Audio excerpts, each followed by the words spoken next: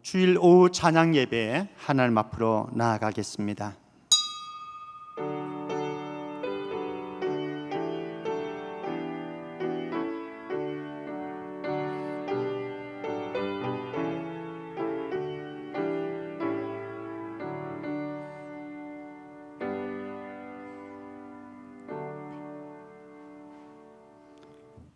오직 재판장이신 하나님이 이를 낮추시고 죄를 높이시느니라.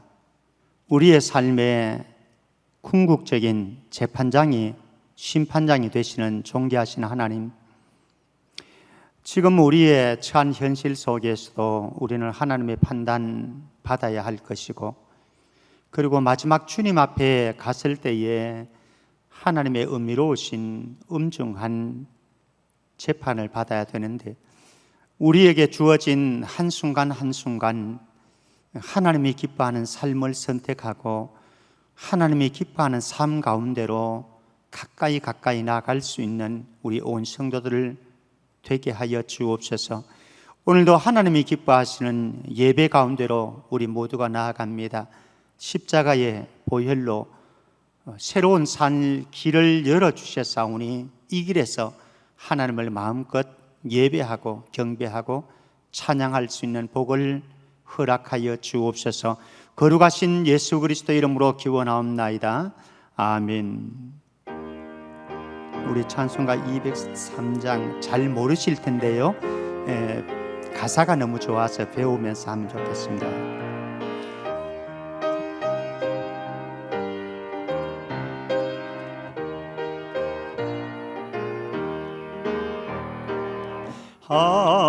하나님의 말씀은 생명의 말씀이라. 광야 같은 세상에 길 잃고 방황할 때 절망 중에 빠진 이 몸 하나님 보아서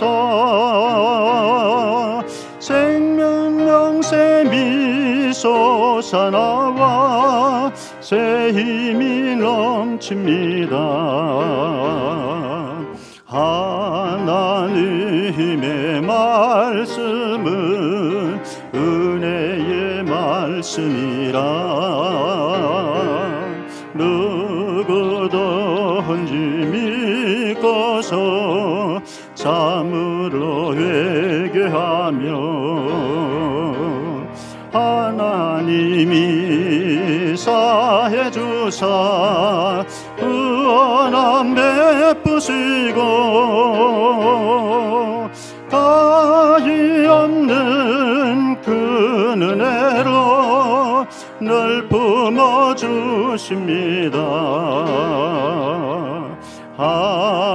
하나님의 말씀은 진리의 말씀이라. 믿음으로 지키어 자유를 얻게 하며 어려운 일 힘든 일도 담대히 할 수 있어 온전하신 말씀으로 승리케 하십니다. 하나님의 말씀은 사랑의 말씀이라.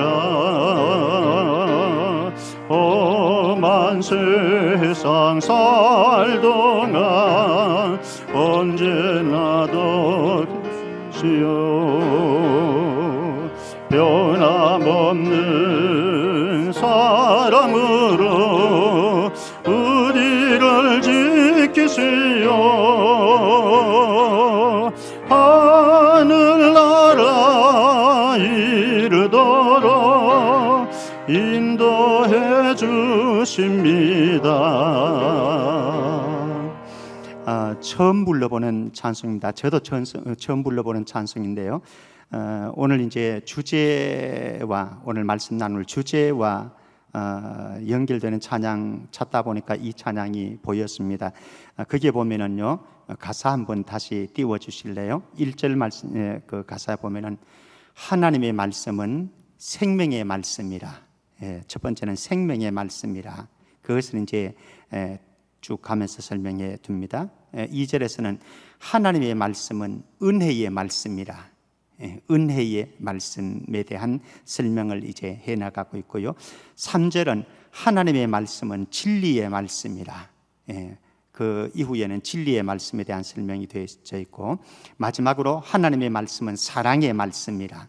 생명의 말씀, 은혜의 말씀, 진리의 말씀, 사랑의 말씀. 이 찬송가를 작곡한 분이 그 개척교회 목사님이셨답니다. 서울에 개척을 했는데 너무나 개척이 안 되고 힘들고 어려워서 낙심이 많이 되었는데, 그런데 어느 부흥회에 참석했다가 하나님이 주시는 음성 듣고 또 그 가슴이 뜨거워져서 지은 찬송이 203장 찬송이라고 설명을 하더라고요. 우리 다시 한번, 저도 연습은 좀 했는데 이 203장 다시 한번 가사 생각하면서 우리가 한 번 더 찬송했으면 좋겠습니다.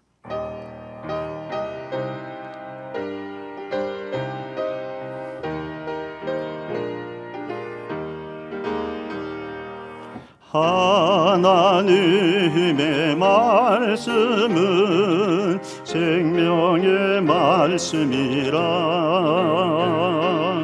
광야 같은 세상에 길 잃고 향할 때 절망 중에 빠진 이 몸 하나님 보아서 생명샘이 솟아나와 새 힘이 넘칩니다. 하나님의 말씀은 은혜의 말씀이라. 누구든지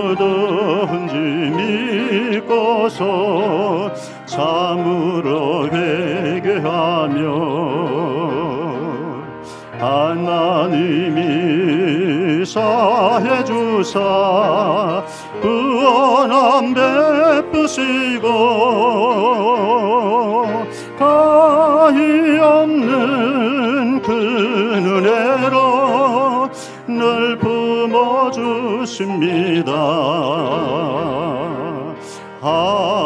하나님의 말씀은 진리의 말씀이라. 믿음으로 지키어 자유를 얻게 되며 어려운 일 힘든 일도 담대히 할 수 있어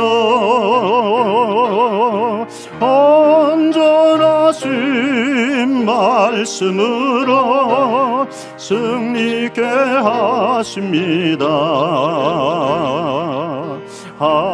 하나님의 말씀은 사랑의 말씀이라. 험한 세상 살 동안 언제나 돌보시고 변함없는 사랑으로 우리를 지키시어 하늘나라 이르도록 인도해 주십니다. 가사가 너무 좋지요. 저는 너무 좋았습니다. 이 찬송 부르면서. 우리 함께 몇 가지 기도 제목 가지고 통성으로 좀 기도했으면 좋겠습니다. 첫 번째는 시대와 상관없는 우리의 영성을 위해서 기도했으면 좋겠습니다. 시대적인 코로나의 아픔을 겪고 있습니다. 그리고 여러분들의 개인적인 삶의 아픔들을 이렇게 저렇게 많이 겪고 있습니다. 그 속에서도 주님과 나와의 관계는 흐트러지지 아니하고 더 깊은 영성의 세계로 나아갈 수 있는 은혜를 허락해 달라고 우리 같이 한번 기도했으면 좋겠습니다. 우리 개인적인 영성, 여러분들의 영성을 위해서 기도하겠습니다. 하나님 아버지, 주님의 사랑과 은총 속에서 살아가는 우리 모두 불안한 인생 현실과 여건과 상황 속에서 그래도 주님과의 깊은 교제의 관계, 교제의 끈은 늦추지 아니하고 주님께로 한 걸음씩 한 걸음씩 다가갈 수 있는 우리 모두가 되게 하여 주시기를 원합니다. 지금 지구촌이 어려움을 당하고 있고 또 온 국민들이 불안에 떨고 있습니다. 그러나 주님 품 안에 있는 저희들입니다. 흔들리지 아니하고 불평하지 아니하고 원망하지 아니하고 다른 사람 탓도 하지 아니하고 내 자신의 책임인 것을, 내 자신의 잘못인 것을, 허물인 것을 인정하고 하나님께로 가까이 나갈 수 있는 우리 온 성도들 되게 하시고, 그래서 그 속에서 우리의 흔들리지 않는 영성 가지고 하나님이 기뻐하는 거룩한 영성의 길 걸어갈 수 있도록 축복하여 주옵소서. 또 하나의 기도 제목 드립니다. 코로나를 위해서 기도해 주었으면 좋겠습니다. 거리두기 2.5의 단계를 우리는 두고 있습니다. 사실 이제 사업장들이 거의 사업을 포기해야 되는 단계 아니겠습니까? 그럼에도 불구하고 하나님께서 빨리 또 조처들이 완화되어져서 이민족의 경제 활동이 또 사회적인 관계들이 회복되어지는 그날이 빨리 올 수 있도록 우리 정영경 본부장은 하루에 확진자가 2,000명까지도 나올 수 있는 위험한 단계이다, 지금 그렇게 바라보고 있는데 그런 단계로 가지 아니하도록 빨리 줄어들 수 있도록 은혜를 베풀어 달라고, 또 지구촌을 위해서도 함께 기도해 주시면 좋겠습니다. 우리 코로나를 위해서 함께 기도합니다. 아버지 하나님, 우리는 참 힘겨운 코로나를 우리는 만났습니다. 눈에 보이지 않지만은 우리를 얼마나 괴롭히고 있는지, 또 이 코로나와의 전쟁 속에서 우리는 또 마음이 지치고 또 우리의 마음속에 원망스러운 마음들도 있고 또 서로를 향한 미움들과 정오들도 불타고 있습니다. 오 주님, 저희들을 불쌍히 여겨 주시옵시고 또 코로나가 하나님의 은혜 속에서 잠잠해지는 그때가 빨리 돌아올 수 있도록 하시고, 이제 단계가 또 정상적인 단계로 돌아와서 우리 함께 예배 드릴 수 있고 또 경제 생활을 할 수 있고 사회적인 관계들을 맺어갈 수 있는 그때가 빨리 돌아올 수 있도록 축복해 주시기를 원합니다. 우리 또 감염의 방지를 위해서 온 국민들도 애를 쓰고 있고 협력하고 있고, 또 이 일을 담당하는 질본에서도 또 의료진들도 간호사들도 정말로 지칠 대로 지친 상태로 또 마지막까지 최선을 다하고 있습니다. 하나님께서 우리 모두의 마음들을 보시고 이 민족 안에 빠른 회복의 길, 또 예배의 회복의 길이 다가오고 경제의 회복의 길이 다가올 수 있도록 축복하여 주옵소서. 지구촌은 더합니다. 아버지는 많은 민족들의 죽음이 다가오고 있고 죽음의 그림자를 벗어날 수 없는 지경에 있습니다. 하나님, 이 지구촌 가운데 코로나가 빨리 종식되어지고 또 백신도 개발되어지고 하나님 앞으로 또 이런 일을 당하지 아니할 수 있도록 하나님, 우리 모든 지구촌의 사람들이 하나님이 기뻐하시는 뜻 가운데로 나갈 수 있도록 하나님 저희들을 붙잡아 주옵소서. 우리 계속해서 기도하겠습니다. 세 번째는 다음 세대들, 우리의 가정의 자녀들을 두고서 기도해 주시고요, 우리 교회 안에 있는 다음 세대들, 어린 우리 영아부, 유치부, 예수부터 해서 청년에 이르기까지 다음 세대를 하나님의 은혜 속에서 또 지치지 아니하고 또 청년들은 사회생활을 잘 감당하고 또 학생들은 공부에 전념할 수 있는 그때가 다가올 수 있도록 우리 다음 세대들, 여러분들의 가정에 자녀들을 두고서 함께 기도합니다. 아버지 하나님, 우리의 가정에 있는 자녀들 주님의 은혜 속에서 이러한 때일수록 더 깊이 하나님을 알아가고 만날 수 있는 기회가 되게 하시고, 또 우리의 영성이 일상적인 영성에서만 머무는 것이 아니라 위기의 영성도 잘 관리할 수 있는 우리의 자녀들 되게 하여 주옵소서. 하나님, 우리의 자녀들 가운데는 외국에 가 있는 자녀들도 있습니다. 사업상으로 또 직장 때문에 또 학업 때문에 외국에 가 있는 우리의 자녀들 하나님의 은혜 속에서 안전하게 생명사기로 보존되게 하시고, 하나님께서 그들의 어려움과 사정들을 아시오매 하나님 그 형편들을 꼭 열어주시고 인도하여 주옵소서. 군 복무 가운데 있는 우리의 자녀들도 있습니다. 안전하게 지켜주시고, 외지에서 직장생활하고 사업을 하고 또 공부를 하고 있는 우리의 자녀들도 있습니다. 주님께서 함께하여 주시기를 원합니다. 특별히 고3들 재수하는 우리 형제 자매들 주께서 기억하여 주셔서 지치지 아니하고, 하나님 원래에 정말로 우리가 예기치 않았던 상황들이 돌발되어졌지만 그 속에서도 여전히 주님의 은혜 속에 머물 수 있게 하시고, 또 이런 기회에 또 자기 자신을 잘 통제하면서 관리하면서 하나님이 기뻐하는 지혜를 가지고 더 열심히 공부할 수 있는 우리 학생들 될 수 있도록 축복하시고, 그 부모들을 격려하고 응원하여 주시기를 원합니다. 아버지는 우리 교회 안에 있는 젊은이들 특별히 기억하여 주셔서 취업의 난을 겪고 있사옵고, 또 사회생활을 하는데 여러 가지로 어려움을 겪고 있고, 또 사업을 감당하는데 어려운 지경에 놓여 있사오니 하나님께서 이들의 삶을 붙잡아 주시고 인도하여 주시고, 하나님의 은혜 속에서 이들이 넉넉하게 그래도 믿음으로 견디는, 또 다니엘처럼 에스더처럼 믿음으로 이겨낼 수 있는 우리 젊은이들 꼭 되어질 수 있도록 축복하여 주옵소서. 마지막 기도 제목 드립니다.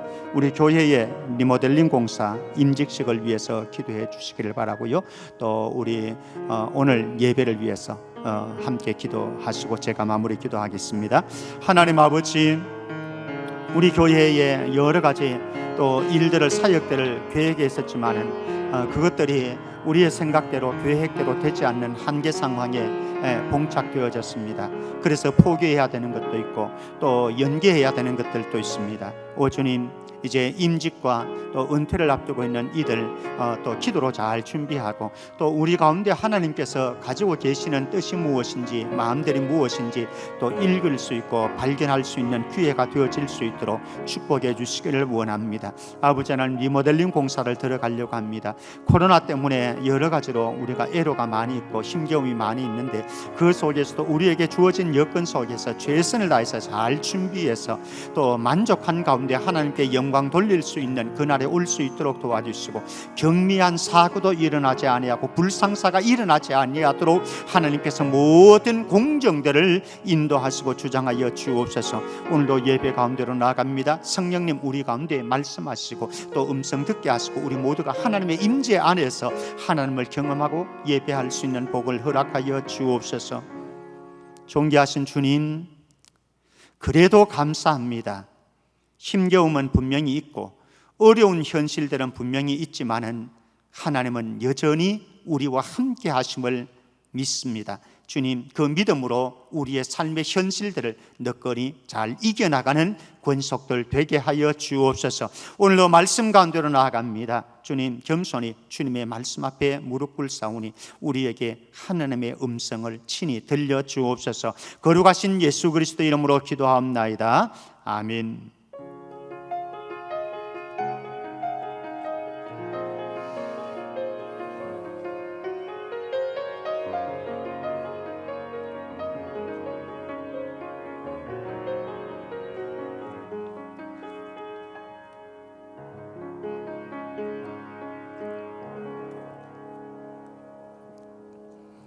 하나님의 말씀, 디모데후서 3장 16절 17절입니다. 디모데후서 3장 16절 17절. 3장 16절 17절만 보겠습니다. 제가 말씀 봉독해 드립니다.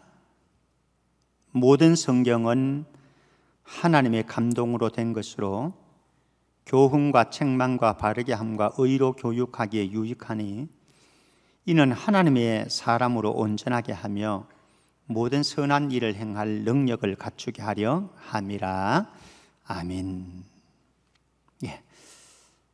오늘은 성경에 대한 믿음을 우리는 바라보고 또 함께 나누려고 합니다. 성경은 하나님이 인간에게 주신 가장 참되고 유일한 진리이고 그리고 인류에게 주신 가장 소중한 은총의 선물이다. 저는 그렇게 생각을 합니다. 이 성경은 사람의 말이 아니고 하나님의 진리에 변치 않는 말씀입니다. 로마서 3장 2절 말씀 보면은요, 우리 이우승 목사님 읽어주실래요? 제가 읽어드리겠습니다. 로마서 3장 2절입니다. 범사에 많으니 우선은 그들이 하나님의 말씀을 맡았음이니라. 유대인들이 누리는 특권 목록이 로마서 3장에 쭉 열거되어 있는데 그 유대인들이 누리고 있는 특권의 목록 가운데 하나가 그들은 하나님의 말씀을 맡았다 이렇게 말씀합니다. 유대인들은 하나님의 말씀을 맡았다. 하나님께서는 시내산에서 천사를 통해서 모세에게 십계명을 또 토라를 주셨지요. 성경 말씀인 거죠. 그래서 하나님의 말씀을 이스라엘 백성들에게 선물로 주셨다. 그래서 성경은 다른 책들은 유명한 책들이 많이 있습니다만 그 유명한 책들은 모두 사람의 생각이고 사람의 주장이고 사람의 말입니다. 그런데 이 성경은 사람의 말이 아니고 하나님의 말씀이더라. 그렇기 때문에 이 성경의 절대적인 권위를 인정하느냐 인정하지 않느냐는 매우 중요한 거죠. 성경의 절대적인 권위를 인정하지 않게 되어지면은 성경에 나오는 모든 말씀들이 진리, 사건, 그리고 교훈들이 이건 아무런 소용이 없어집니다. 믿음의 대상이 아닌 거죠. 거기에 나오는 하나님도 예수님도 성령님도 또 하나님이 일으키신 예수님이 일으키신 수많은 사건들이 있고 일들이 있는데 그것도 절대로 받아들일 수가 없는 거죠. 그리고 예수님의 입술에서 나오는 은혜로운 말씀도 하나도 믿을 수 없는 거죠. 그렇기 때문에 성경의 절대적인 권위를 인정할 때의 기독교 신앙은 건강한 신앙으로 바른 신앙으로 정립되어질 수 있는 것이다. 이 성경은 캐논이라고 합니다. 캐논, 헬라어로는 카논인데요. 카논에서 단어가 유래한 것이 캐논입니다. 카논은 갈대 또는 긴 나무가지 이런 의미를 가지고 있습니다. 갈대나 긴 나무가지. 그러면 갈대 긴 나무가지는요, 고대 사회에서는 이런 것을 가지고 길이를 재는 척도로 도구로 사용했던 거죠. 지금이야 뭐 좋은 줄자도 있고 그냥 플라스틱 자도 있고 나무 자도 있고 많이 있습니다만은 고대 사회에서는 그렇지 않았습니다. 긴 나무 가지나 아니면 갈대를 가지고 길이를 재는, 그래서 어떤 것을 재는 기준 척도 이것이 이제 카논이고 캐논이고, 그래서 성경은 기독교 신앙과 생활의 기준이요 규범이다라고 하는 거죠. 우리의 모든 생활, 그 기준은 무엇인가? 우리의 삶의 모든 규범은 무엇인가? 그것은 성경 말씀이다, 캐논이다, 카논이다 라고 하는 것입니다. 그래서 성경은 우리에게 매우 중요한 것이다. 그래서 성경에 대한 바른 신앙을 갖고 있지 않으면 그것은 올바른 신앙 생활을 할 수가 없다 라고 전제를 할 수 있는 거죠. 자, 그러면 오늘 성경에 대한 것을 한번 보도록 하십시다. 성경 개관을 한번 해보면은요, 우리가 잘 알고 있는 내용들입니다. 구약은 39권, 신약은 27권, 총 66권으로 이루어져 있습니다. 이 성경은 약속의 책이다, 그렇게 말을 할 수 있는 거죠. 구약, 옛 언약의 책이고 신약, 새로운 언약의 책이다. 구약은 약속이고 신약은 그 약속의 성취이다. 그래서 신구약 66권으로 되어 있는 것이 성경이다. 이 성경은요, 1600년 동안에 걸쳐서 40여 명의 사람들이 기록한 책이 바로 이 성경입니다. 근데 1600년 동안 40여 명의 사람들이 동원되어서 기록한 책인데 내적인 통일성이 있더라. 이게 신비입니다. 이게 사실은 예를 들어서 어떤 한 사람이 쓴 장편 소설이라고 하십시다. 뭐 그것이 20권이든지 뭐 12권이든지 아니면은 대하 소설이라고 하십시다. 한 사람이 썼어요. 그러면 뭐 그 장편 소설, 대하 소설을 쓰는데 얼마나 걸릴지는 모르겠습니다. 1년이 걸릴지 2년이 걸릴지, 그래도 한 사람이 1년 내지는 2년에 걸쳐서 쓴 거지요. 그러니까 내용에 어떤 통일성이 있는 거지요. 일관성이 있는 거죠. 그런데 이 성경은 그렇게 기록되어진 게 아니다라고 하는 거죠. 40여 명의 사람들이 각기 다른 시대에 1600년이라고 하는 이 다른 시대 속에 살았던 각기 다른 40여 명의 사람들이 성경을 기록했는데 내적인 통일성이 있더라. 일관된 목소리가 있더라라고 하는 거죠. 하나의 목소리가 있더라. 그게 무엇인가? 예수 그리스도의 구속에 관한 책이었더라. 창세기부터 해서 요한계시록까지 전체가 예수 그리스도의 구속에 관한 내용으로 쭉 일관된 어떤 요지가 있었다라고 하는 거예요. 놀랍지 않습니까? 1600년에 걸쳐서 40여 명이 쓴 책인데 이런 내적인 통일성이 있다고 하는 것은, 이거는 하나님의 영감을 받은 사람들이 기록하지 않고는 이게 불가능한 일입니다. 자, 성경이 기록된 언어는요, 말은 구약은 히브리어로 되어 있고 신약은 헬라어 내지는 일부는 아람어로 되어 있기도 합니다. 그러나 이제 뭐 대부분이 구약은 히브리어, 신약은 헬라어로 이렇게 됐다고 보면 될 것 같습니다. 이렇게 기록되어진 성경은 하나님의 자기 계시입니다. 계시라고 하는 것은 감추어진 것을 보여준다, 드러낸다, 이게 계시 아니겠습니까? 하나님이 감추어져 계시는데 이 감추어진 하나님을 드러내는 겁니다. 이게 자기 계시인데요, 이 하나님의 자기 계시에는 두 가지가 있습니다. 일반 계시와 특별 계시가 있는데, 일반 계시는 자연 만물을 통해서 하나님을 보여주는 것이고, 특별 계시는 성경을 통해서 하나님을 보여주는 것입니다. 그래서 성경, 특별 계시인 성경이 아니고는 하나님을 사실 정확하게 알 수는 없는 거죠. 그래서 성경은 하나님을 정확하게 보여주는 책이다.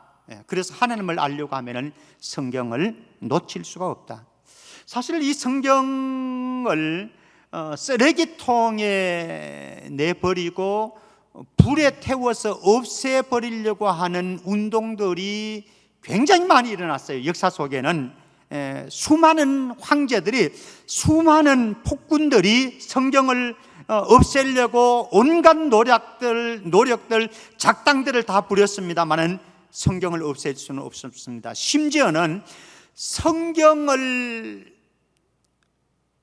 아무런 의미 없는 쓰레기와 같은 것으로 만들기 위해서 성경을 연구했던, 반박하기 위해서 연구했던 사람들조차도 성경을 통해서 회심하게 되는 일들이 일어났죠.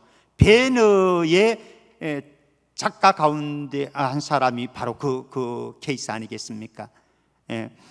그래서 성경은 수많은 세대를 흘러서 수많은 사람들이 없애려고 하기도 하고, 그리고 성경이 인간의 하나의 작품이라고 하는 것으로 반박하려고 했지만, 성경은 지금까지 최고의 베스트셀러가 된 거죠.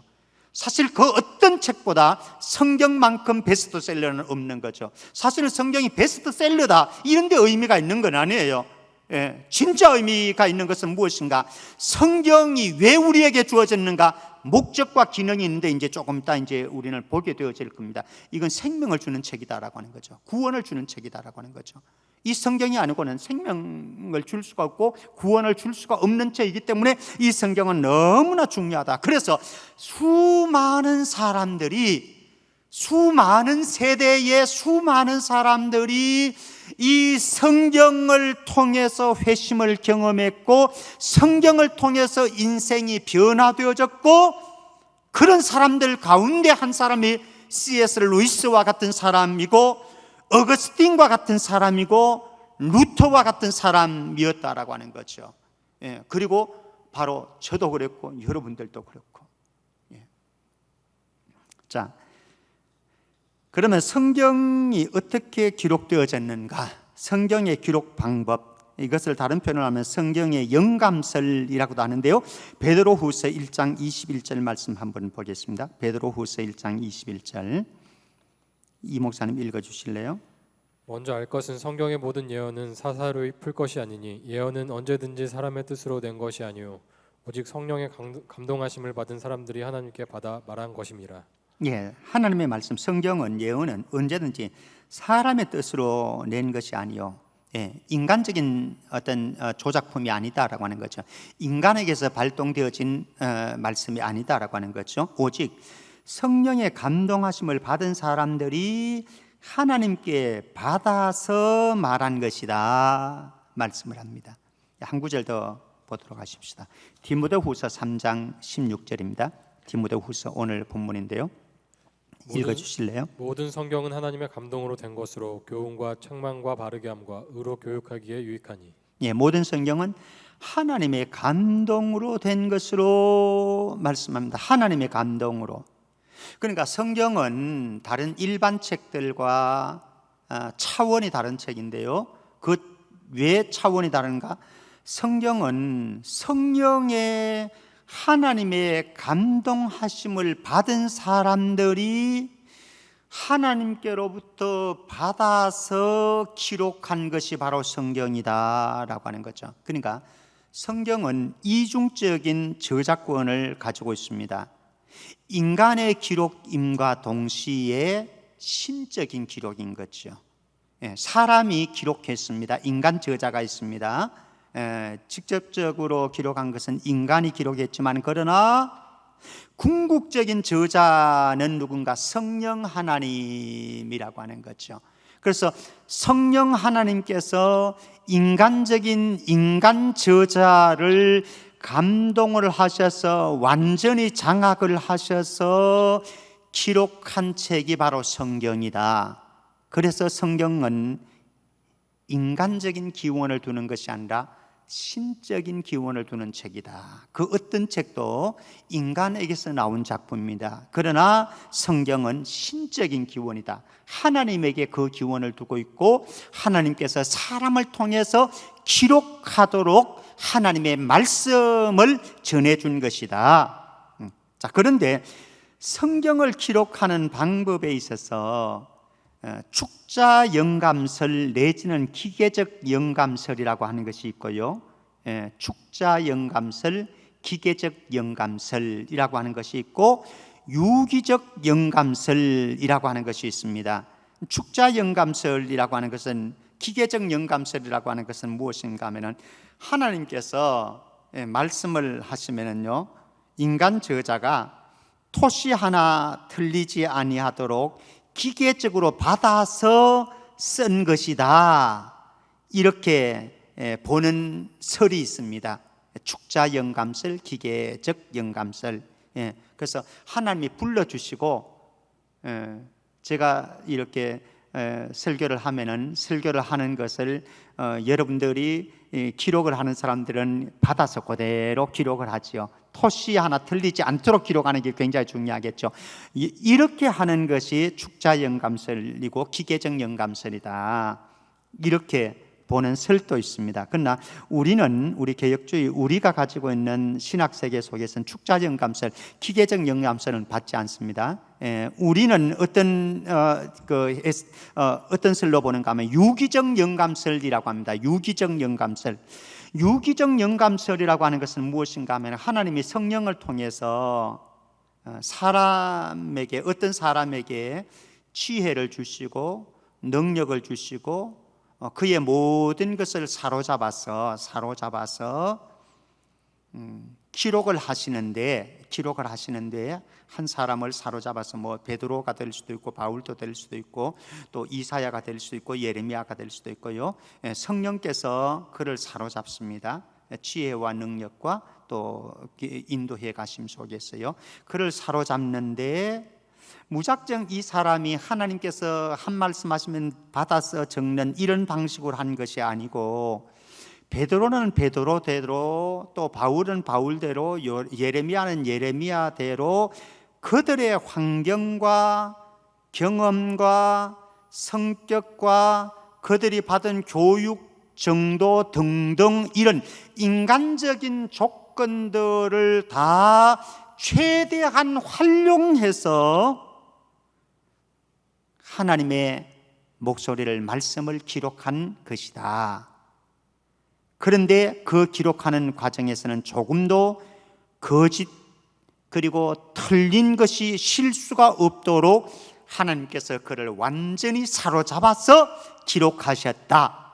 이게 이제 성령의 감동으로, 하나님의 감동으로 기록된 성경이다, 이런 의미다라고 하는 거죠. 그래서 우리는 유기적 영감, 기계적으로 토시 하나 틀리지 않도록 이렇게 받아서 쓴 글이 아니라, 베드로 같으면 베드로의 성격, 베드로의 교육 양식, 이런 것들을 다 고려해 가지고 하나님께서 그에게 말씀을 주셔서 베드로의 속성들을 사용해서 기록을 하셨다라고 하는 거죠. 그러니까 사실은 이제 요한이 기록한 내용하고 베드로가 기록한 내용은 굉장히 다릅니다.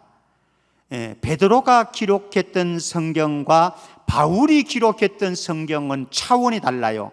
베드로는 조금 무식한 사람이고 바울 같은 경우는 공부를 많이 했잖아요. 요한도 좀 똑똑한 사람이거든요. 그래서 성경이 사용한 단어라든지 내용들이 차원이 좀 다르다라고 하는 거죠. 왜 그런가? 베드로의 특성 그대로 사용하신 거예요. 바울의 특성 그대로 사용하신 거예요. 그래서 성경은 유기적 영감설로 성경 말씀을 기록하셨다. 자, 그 다음에 세 번째로 우리가 보려고 하는 것은 성경의 완전성과 충족성입니다. 성경의 완전성, 충족성 한번 보도록 하겠습니다. 요한계시록 22장 18절에서 19절 말씀, 이 목사님. 내가 이 두루마리의 예언의 말씀을 듣는 모든 사람에게 증언하노니 만일 누구든지 이것들 외에 더하면 하나님이 이 두루마리에 기록된 재앙들을 그에게 더하실 것이요, 만일 누구든지 이 두루마리의 예언의 말씀에서 제하여 버리면 하나님이 이 두루마리에 기록된 생명나무와 및 거룩한 성의 참여함을 제하여 버리시리라. 이건 굉장히 무서운 말씀입니다. 제가 다시 한번 보겠습니다. 내가 이 두루마리의 예언의 말씀을, 요한계시록인 거죠. 이 말씀을 듣는 모든 사람에게 증언하노니 만일 누구든지 이것들 외에 더하면, 다른 것을 더합니다. 이것들 외에 다른 것을 더하면 하나님이 이 두루마리에 기록된 재앙들을 그에게 더하실 것이다. 다른 말을 더하면은 재앙을 더한다라고 하는 거죠. 만일 누구든지 이 두루마리의 예언의 말씀에서 제해버리면, 삭제하고 제해버리면 하나님이 이 두루마리에 기록된 생명나무와 거룩한 성의 참여함을 제하여 버릴 것이다. 생명나무에 생명록에 기록되어지고 거룩한 성, 새 예루살렘에 들어가는, 요한계시록 21장 22장에 나오는 그 성에 들어가는 것을 들어가지 못하도록 할 것이다. 엄청난 사건인 거죠. 이건 엄청난 일인 거죠. 그렇게 할 것이다. 이게 무슨 말씀입니까? 성경은 66권으로 충분하고 완전하다라고 하는 겁니다. 성경은 우리에게 주어진 구약 39, 신약 27, 66권으로 충분하고 완전하다. 더 이상 보탤 것도 없고 더 뺄 것도 없다. 이것으로 구원을 얻는데 또 하나님의 사람들이 하나님의 백성으로 살아가는 삶을 향한 교훈을 주는데 완전하고 충족한 내용이다. 그래서 성경의 완전성, 충족성이라고 합니다. 그런데 문제가 있습니다. 무슨 문제냐? 지금도 오늘날도요, 직통 계시를 받았다고 하는 사람들이 또 다른 계시도 있다라고 말을 하는 거죠. 우리는 성경 66권으로 충분하고 완전하고 더 이상의 내용이 필요 없다. 구원을 얻는 데 있어서 하나님의 백성들의 삶을 살아가는 교훈에 있어서, 지침에 있어서, 진리에 있어서 더 이상 내용이 필요 없다. 이것이면 족하다라고 그러는데, 지금도 어떤 사람들은 직통 계시를 받는 사람들이 있습니다. 하나님의 말씀을 직접 받는 거예요, 자기가. 그래서 또 다른 계시를 하는 이런 예언 활동을 하는 사람들이 있다라고 하는 거죠. 이단인 거죠, 다. 이단인 거죠. 몰몬교회, 몰몬경이 그렇습니다. 통일교회도 경전 있지 않습니까? 그것도 그렇습니다. 그리고 천주교의 외경도 잘못된 것입니다. 심지어는 오늘날도 심심찮게 자기가 하나님의 직통 계시를 보았느니, 환상을 보았느니, 꿈을 꾸었느니 그러면서 기독교 전쟁이 노릇을 하는 사람들도 꽤 많이 있거든요. 이거 다 잘못이다라고 하는 거예요. 다 잘못이다. 이건 이단적인 요소이다. 혹시 여러분들이 유튜브를 보거나요, 이렇게 또 인터넷을 하다 보면은 가끔씩 이런 내용들이 나와요. 자기가 직통 계시를 받았다고 하면서 몇 년 전에도 무슨 전도사가 그렇게 했잖아요. 아마 앞으로도 계속 나올 거예요. 그런데 우리는 알고 있습니다. 성경은 66권으로 충분하고 완전하다. 더 이상 보탤 것도 없고 뺄 것도 없다. 여기에서 흔들리면 안 돼요. 이렇게 해도요, 어떤 사람들은 자꾸 또 어디 기도원에서 유명한 쪽집게 도사가 있다고 그러면은 또 거기에 따라가고요.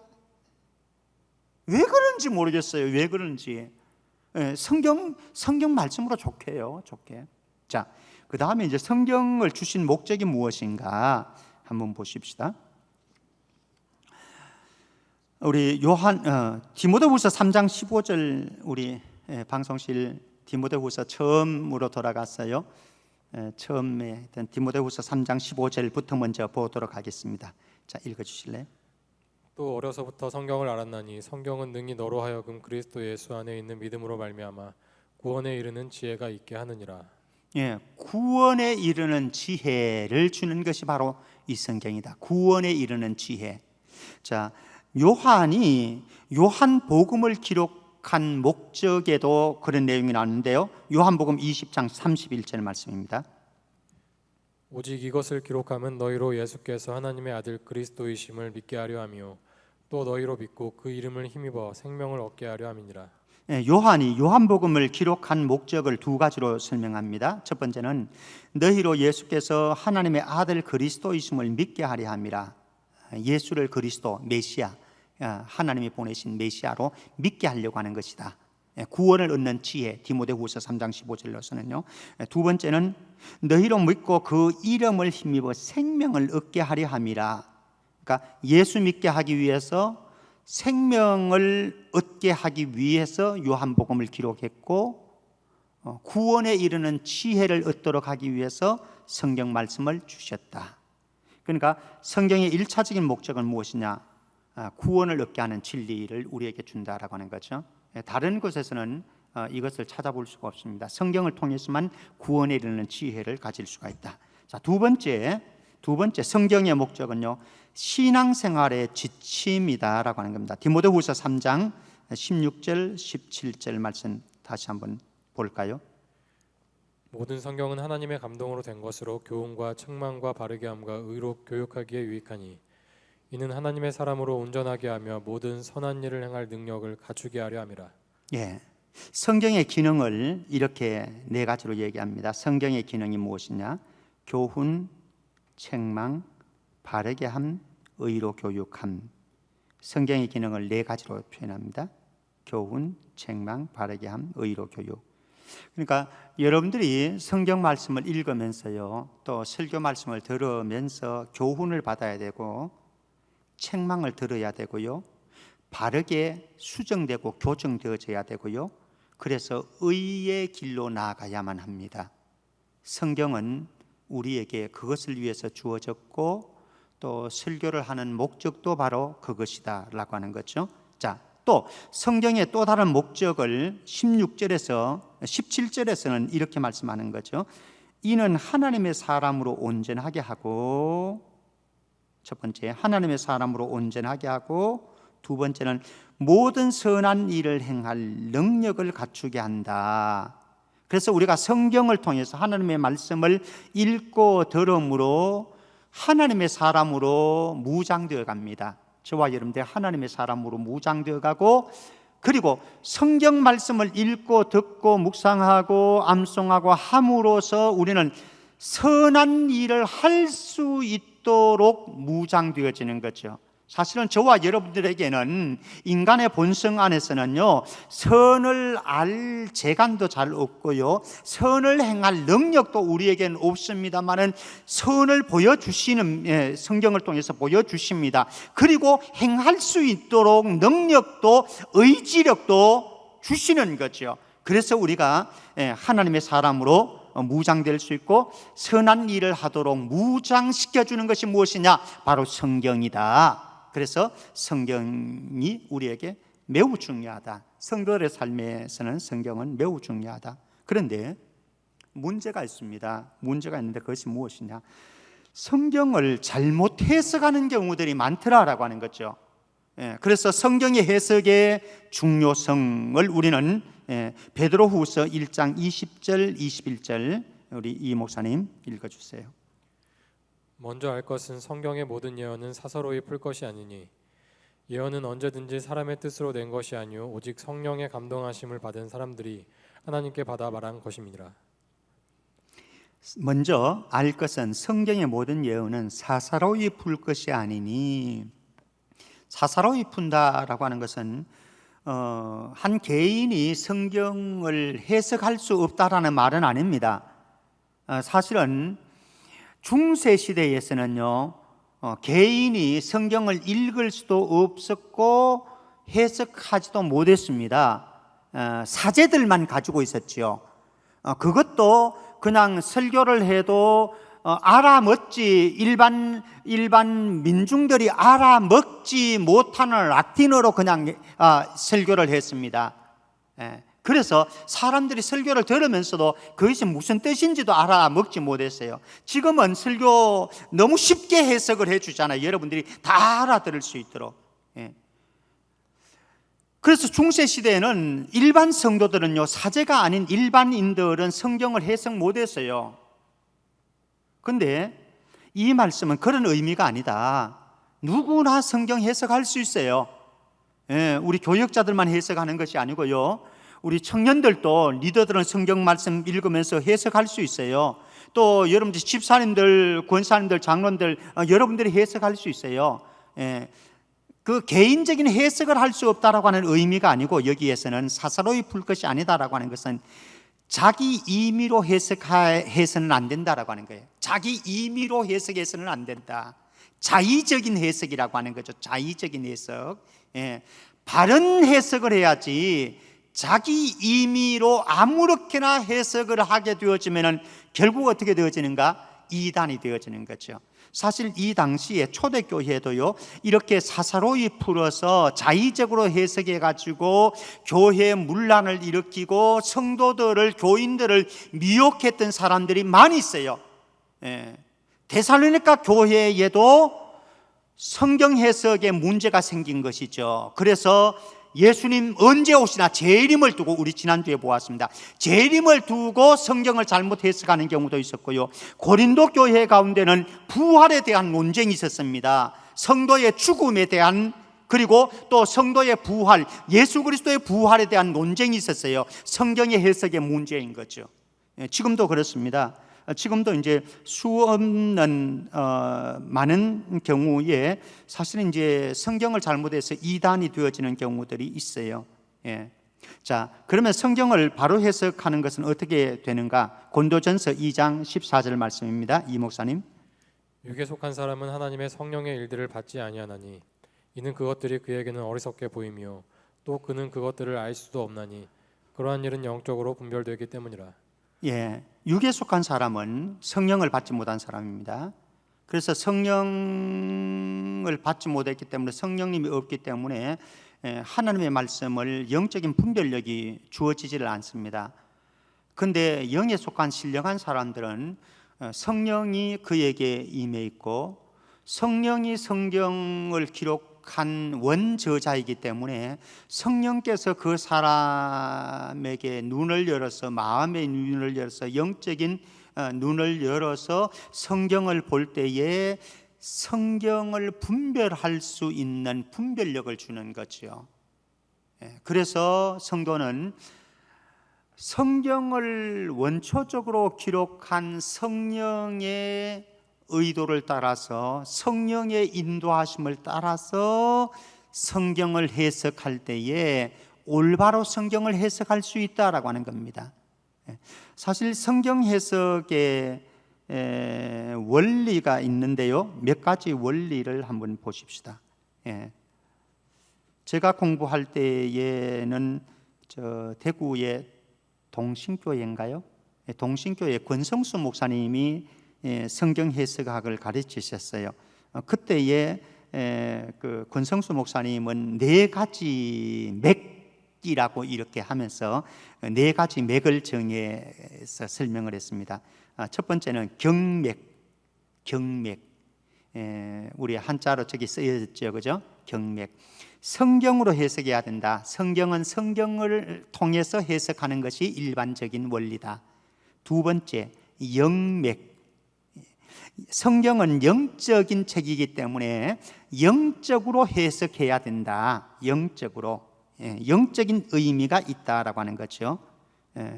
그런데 문제는 무엇인가 하면은 영적으로 해석을 하려고 그러다 보니까요, 너무 지나친 의미를, 영적인 의미를 부여하는 경우들이 있어요.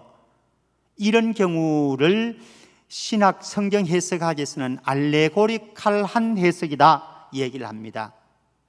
너무 지나치게 영적인 의미를 부여하는 거죠.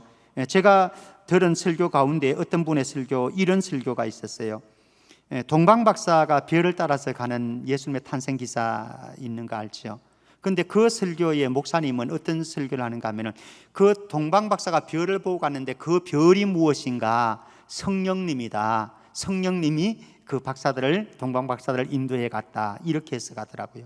잘못된 해석입니다. 지나치게 알레고리칼한 해석을 한 것이다. 별은 그냥 별이에요. 별은 그냥 별인데, 성령님이 아니고 별인데 하나님이 인도해 가셨죠. 사용하셔서, 성령님이 사용하셔서 그렇게 해 간다라고 하면은 가능한 해석인데, 그것을 성령으로, 별을 성령으로 의미 부여하는 것은, 이것은 잘못된 것이다라고 하는 거죠. 근데 많은 설교를 들어보면요, 일반적인 설교를 할 때도 많은 부분을 보면은 이렇게 알레고리칼한 설교를 하는 경우가, 성경을 해석을 제대로 못하는 경우가 꽤 많아요. 사실은 목회자들 가운데도 꽤 많습니다. 그래서 사실은 이제 조심해야 되는 거죠. 자, 그 다음에 세 번째는 사맥이라고 하는, 경맥, 영맥, 사맥. 사맥이라고 하는 것은 무엇인가 하면요, 역사적이고 지리적이고 문화적인 배경을 이해하면서 성경을 해석해야 된다라고 하는 거예요. 이건 굉장히 중요한 겁니다. 많은 경우에 이 부분을 놓치게 되는 경우들이 많은데요. 역사적인 배경들, 히브리 이스라엘의 역사잖아요. 그 역사 속에 나오는 거거든요. 우리 한국 사회에 갖다가 붙이면 안 되는 거예요. 이거는 예, 그 시대에 그 역사 속에서 말씀하신 하나님의 음성이거든요. 그리고 지리적인, 사실은 우리의 뭐 사계지를 뚜렷한 한국의 지리하고 그 팔레스타인 중동 지역의 지리는 전혀 달라요. 그리고 문화적인 특성들도 전혀 달라요. 그래서 성경을 바로 해석을 하려고 하면은 역사적인 배경들, 지리적인 배경들, 문화적인 배경들을 총체적으로 보면서 해석해야 성경을 정확하게 이해할 수 있다라고 하는 거죠. 예.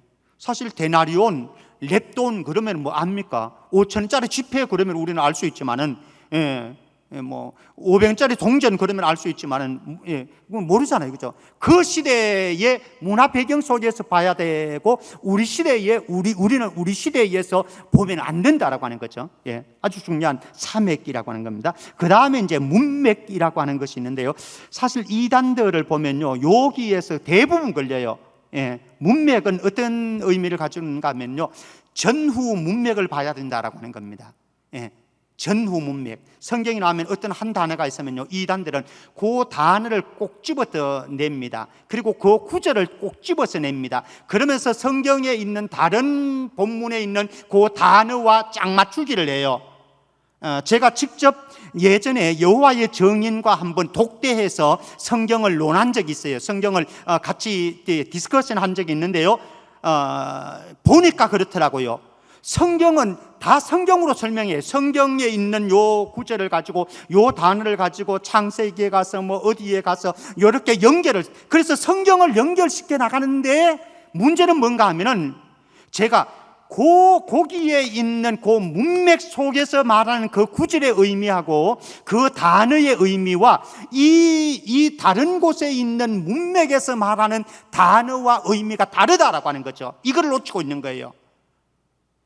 그래서 이단들의 대부분의, 신천지도 그렇습니다. 신천지는 더 하고요, 여호와의 증인도 그렇고 다른 이단들의 대부분에 보면은 어떤 단어, 어떤 특정 구절과 다른 성경을 연결시키는데, 성경을 가지고 성경 해석하는 것은 맞는데 문맥을 무시하더라. 문맥을. 그 문맥 속에서 요 단어가 어떤 의미를 가지고 있고 요 구절이 어떤 의미를 가지고 있는가를 봐야 진짜 성경을 제대로 분석을 할 수, 해석을 할 수 있는데, 그거를 안 하더라라고 하는 거죠. 저는 직접 이 부분에 제가 그 논쟁을 해보았기 때문에, 여호와의 증인과 논쟁을 했는데 그 사람이 나중에 하다 안 되니까 나가면서 다음에는 뭐 누구를 데려온다고 그러더라고요. 그랬더니 안 와요, 저희 집에. 제가 상도동에 있을 때였는데요. 다시 한번 정리하면요, 어쨌든 성경 해석은 참 어렵습니다. 지금도 어려운 난제인데요. 그런데 일반적인 원리가 있는데, 권성수 목사님 같은 경우는 경맥, 영맥, 사맥, 문맥이라고 하는 4가지로 정리를 하더라. 그래서 성경을 볼 때요, 이런 4가지 맥락들을 다 고려해서 성경이 나와야 됩니다. 그러니까 설교가 어려운 게요, 여러분들은 그냥 들을 때는 대충 듣지만은요, 저희들이 설교를 하기 위해서는, 한 편의 설교를 내놓기 위해서는 이런 부분들을 다 고려하는 거예요, 다. 그래서 이런 부분들을 다 고려해서 문제성이 없어야 되는 거거든요. 그래서 설교가 사실 그렇게 쉬운 건 아니에요. 우리 성도는 뭐 뚝딱하면은 설교가 나오는 줄 알지만 그렇지 않아요. 자, 시간이 좀 지났어. 성경에 대한 성도의 태도 몇 가지만 좀 쭉 보고 그냥 넘어가겠습니다. 자, 시편 119편 105절 말씀 보겠습니다. 첫 번째입니다. 어두운 길을 밝혀주는데요, 제가 읽겠습니다. 주의 말씀은 내 발의 등이요 내 길의 빛이니이다. 사실 여행을 하다 보면, 길을 가다 보면요, 등이 있다고 하는 건, 빛이 비추어진다고 하는 건 매우 중요한 거죠. 성경이 그렇다라고 하는 겁니다. 그 다음에 베드로후서 3장 18절 말씀, 베드로후서 3장 18절 말씀, 오직 우리 주 곧 구주 예수 그리스도의 은혜와 그를 아는 지식에서 자라가라. 온전한 그리스도인이 되기 위해서는 거듭남에서 멈추는 것이 아니라 자라가야 되는데, 자라가기 위해서는 양식이 필요하죠. 양식이 필요한데 욥은 이렇게 표현합니다. 욥기 23장 12절 말씀 제가 읽습니다. 내가 그의 입술의 명령을 어기지 아니하고 정한 음식, 일정한 음식이라 아침, 점심, 저녁, 일정한 음식보다 그의 입의 말씀을 귀히 여겼도다. 그러니까 우리가 영적인 성장을 하려고 하면은요, 그래서 온전한 그리스도인이 되기 위해서는 하나님의 말씀을 일정하게 먹어야 돼요. 일정하게. 그래서 R.A. 토레이 박사께서는 이렇게 말을 합니다. 그리스도인이 영적으로 자라는 데에 규칙적이고도 조직적인 성경 연구만큼 중요한 일은 없다. 토레이 박사가 그렇게 말을 합니다. 자, 그 다음에 세 번째는 치유와 수술의 말씀인데요. 히브리서 4장 12절 말씀입니다. 히브리서 4장 12절 제가 읽습니다. 하나님의 말씀은 살아있고 활력이 있어 좌우의 날선 어떤 것보다도 예리하며 혼과 영과 및 관절과 골수를 찔러 쪼개기까지 하며 또 마음의 생각과 뜻을 판단하신다. 살아있고 활력이 있고 찔러 쪼개기까지 하고 판단한다. 치유와 수술의 능력이 있는 말씀이다라고 하는 거죠. 그 다음에 에베소서 6장 17절 말씀에 보면은요, 영적인 무기로, 영적인 전쟁을 하는 영적인 무기인데 이 무기는 공격용 무기입니다. 에베소서 6장 17절 말씀, 구원의 투구와 성령의 검이 무엇인가? 하나님의 말씀. 총칼이 있어야 되는 거죠. 방어만 해서는 안 됩니다. 방어만 해서는 안 되고 공격을 해야 되는 거죠. 사탄을 공격할 수 있는 것, 무기가 무엇이냐? 공격용 무기는 하나이거든요.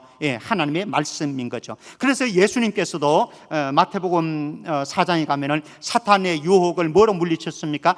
하나님의 말씀으로, 기록된 말씀으로 물리쳤죠. 우리 요한계시록 12장 11절 말씀에 보면요, 성도들이 마지막 때에 여자와 용의 싸움 속에서 성도들이 싸울 무기는 무엇인가? 요한계시록 12장 11절 말씀에 보면은 제가 읽습니다. 또 우리 형제들이 어린 양의 피입니다. 자기들이 증언하는 말씀으로서 그를 이겼으니 용을 어떻게 이겼느냐? 이것으로 이긴다라고 하는, 사탄을 어떻게 이기느냐, 어둠의 세력들을 어떻게 이기느냐, 영적인 전쟁에서 어떻게 이길 수 있느냐? 어린 양의 피, 자기들이 증언하는 말씀, 복음의 말씀, 이것으로 사탄과 싸워서 이길 수 있다라고 하는 거죠. 그래서 공격용 무기가 바로 하나님의 말씀이다. 그렇기 때문에 성도들은 마땅히 하나님의 말씀을 가까이 하는 삶을 살아야 된다.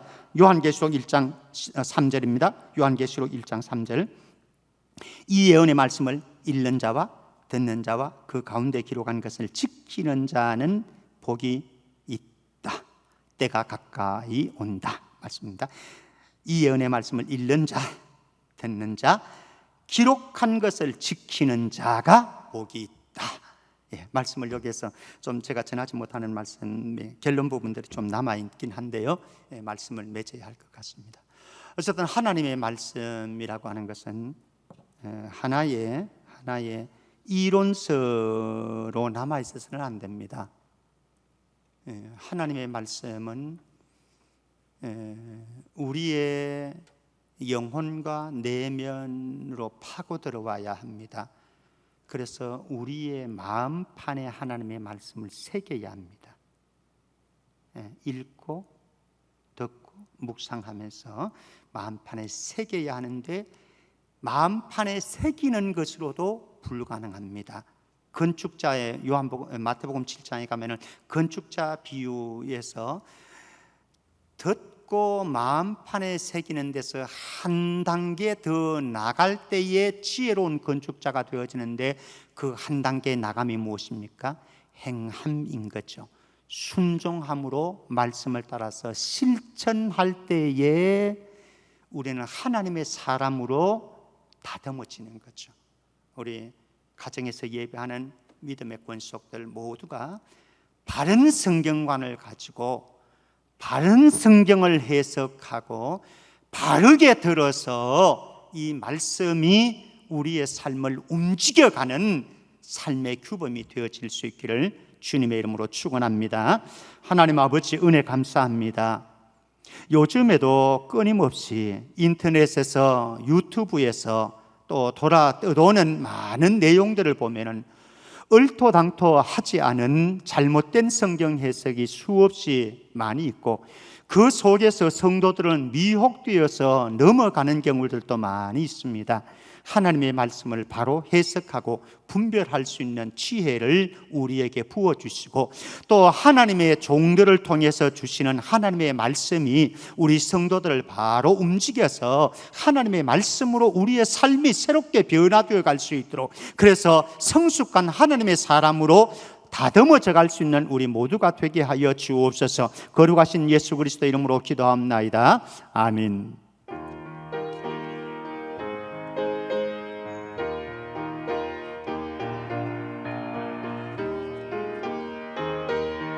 204장입니다. 주의 말씀 듣고서 준행하는 자는 반석 위에 돋았고 집을 지은 같아. 비가 오고 물나며 바람 부딪혀도 반석 위에 세운 집 무너지지 않네. 잘 짓고 잘 지세 우리 집 잘 지세. 만세 반석 위에다 우리 집 잘 지세. 주의 말씀 듣고도 행치 않는 자는 모래 위에 돋았고 집을 지은 같아. 비가 오고 물나며 바람 부딪힐 때 모래 위에 세운 집 크게 무너지네. 잘 짓고 잘 지세 우리 집 잘 지세. 만세 반석 위에다 우리 집 잘 지세. 세상 모든 사람들 집을 짓는 자니 반석 위가 아니면 모래 위에 짓네. 우리 구주 오셔서 지은 상을 줄 때 세운 공로 따라서 영영 상벌 주리. 잘 짓고 잘 지세 우리 집 잘 지세. 만세 반석 위에다 우리 집 잘 지세. 지금은 주 예수 그리스도의 은혜와 하나님의 크신 사랑과 성령의 교통하심이 하나님의 말씀을 갈망하고 하나님의 말씀을 가까이 할 뿐만 아니라 하나님의 말씀을 읽고 듣고 할 때에 바른 성경을 해석하고 분별함으로 하나님의 말씀이 우리의 삶을 수술하고 새롭게 변화시키는데 그 변화를 통해서 주님이 기뻐하는 하나님의 사람으로 선을 행할 능력을 갖추는 참된 신앙으로 성장해 가기를 소망하는 모든 권속들 머리 위에 이제로부터 영원토록 함께 있을지어다. 아멘.